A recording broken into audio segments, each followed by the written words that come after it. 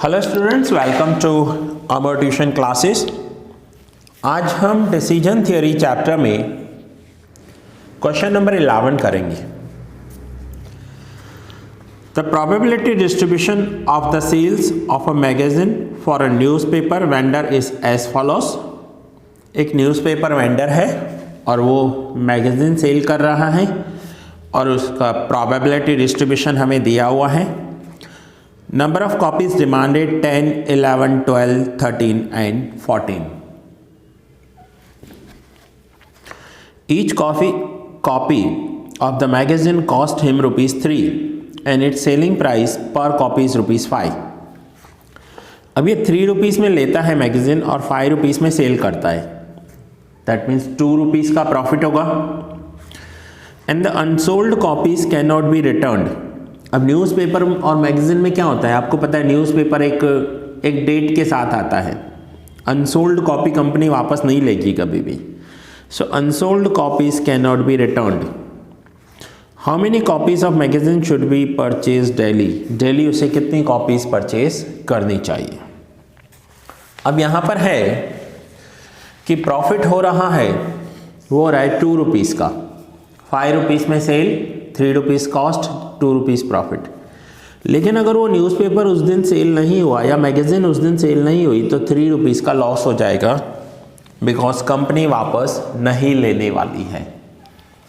सो हमने पहले डिमांड लिख दिया यहाँ पर 10, 11, 12, 13, 14 और उस डिमांड की प्रोबेबिलिटी दी हुई है हमें। प्रोबेबिलिटी में 0.10, 15, 0.40, 0.30 एंड 0.05। अब ये बात मैंने आपको लास्ट लेक्चर में भी बताई थी कि जिसमें हाईएस्ट प्रोबेबिलिटी होती है ना, वही मोस्टली हमारा आंसर आता है।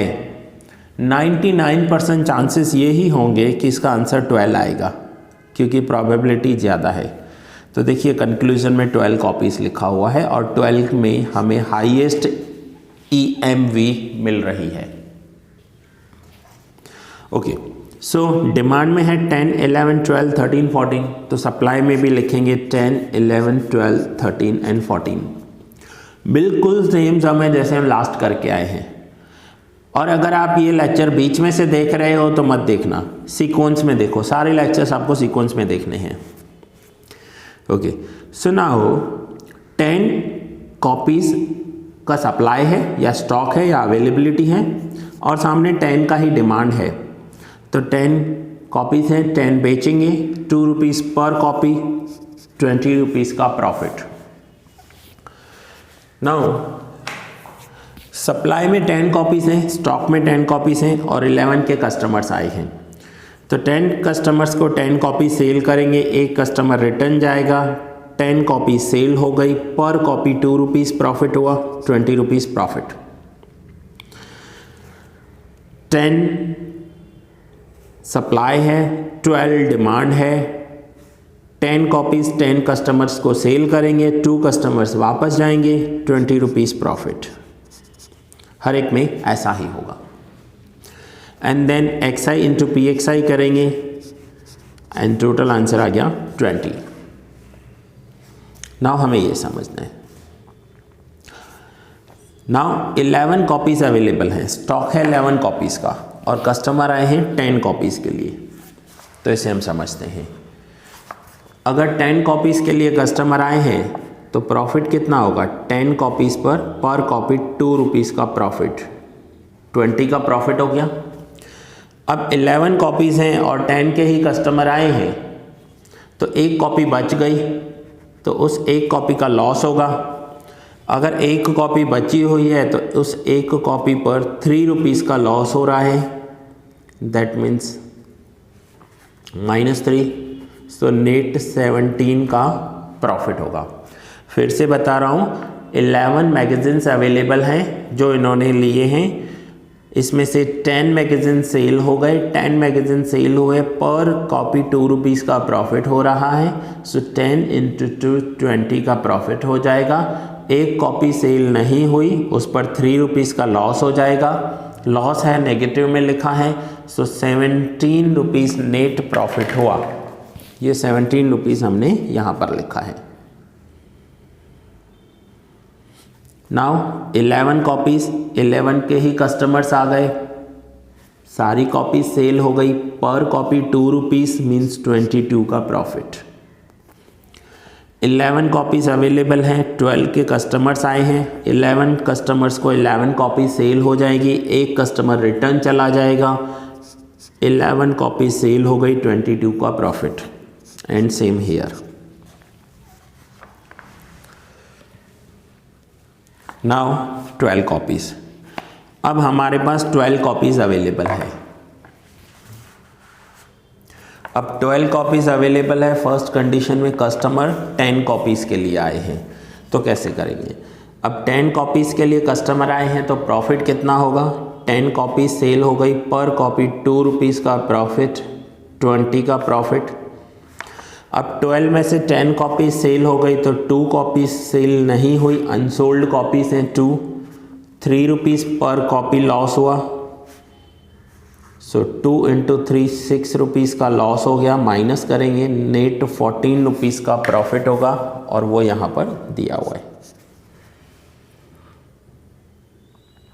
नाउ 12 कॉपीज़ अवेलेबल हैं, 11 की डिमांड आई है, इट मीन्स 11 के लिए कस्टमर आए हैं, सो प्रॉफिट कितना होगा, 11 कॉपी सेल हो गई, पर कॉपी पर मैगज़ीन 2 रुपीज़ का प्रॉफिट है, सो 11 इंटू 2 22 का प्रॉफिट हो जाएगा।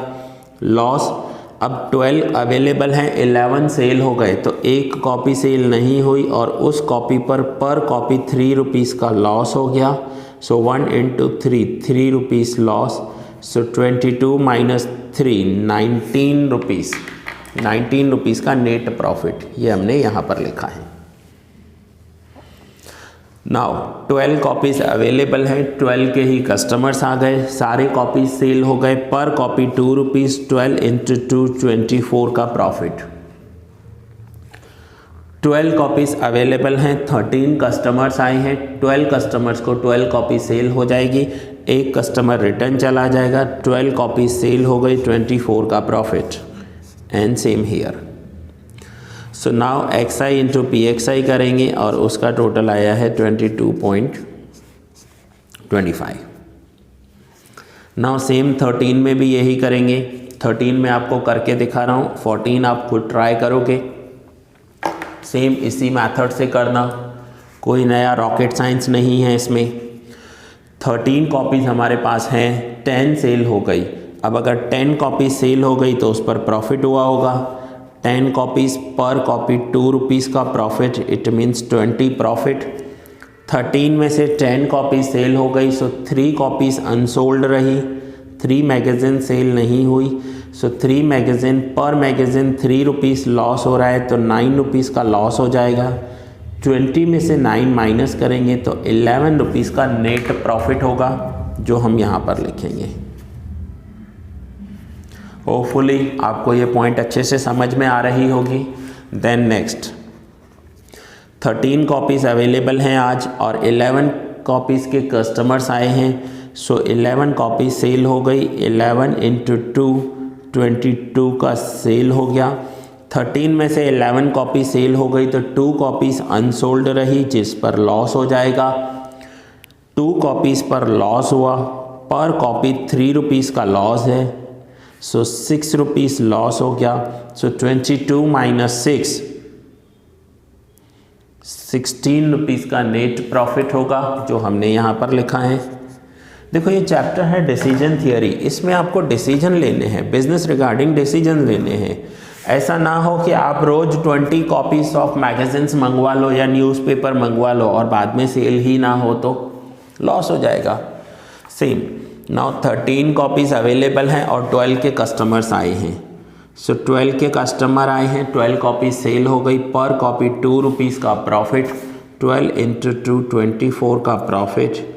अब 13 में से 12 सेल हो गए तो 1 कॉपी अनसोल्ड रही जिस पर 3 रुपीज़ का लॉस हो जाएगा, माइनस लिखेंगे 3, सो 24 माइनस 3 21 का नेट प्रॉफिट हुआ, जो हमने यहाँ पर शो किया।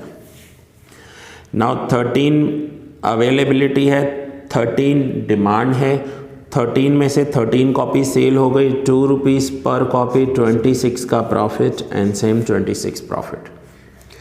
X I into P X I करेंगे तो 21 रुपीज़ नेट EMV है। सेम आप लास्ट कॉलम खुद ट्राई करोगे जिसका EMV एक्सपेक्टेड मॉनेटरी वैल्यू 18.25 आया है। नाउ फाइनली हमें कंक्लूज़न लिखना है। सो ये जो कंक्लूज़न है इसमें हम हाईएस्ट वैल्यू देखें कौन सी है, तो हाईएस्ट वैल्यू हमारी आ रही है 22.25 और वो कब आ रही है, जब हम 12 कॉपी सेल कर रहे हैं। और मैंने आपको बताया था कि इसकी प्रोबेबिलिटी यहाँ पर ज़्यादा है, तो आंसर यही आएगा। सो कंक्लूज़न लिखेंगे यहाँ पर कि 12 copies of magazine should be purchased daily for maximum EMV 22.25 for maximum EMV 22.25. So ये था क्वेश्चन नंबर 11। अब आप इसे नोट डाउन कर सकते हो, ये आपका सम है एंड देन मैं आपको कैलकुलेशन भी दे रहा हूँ।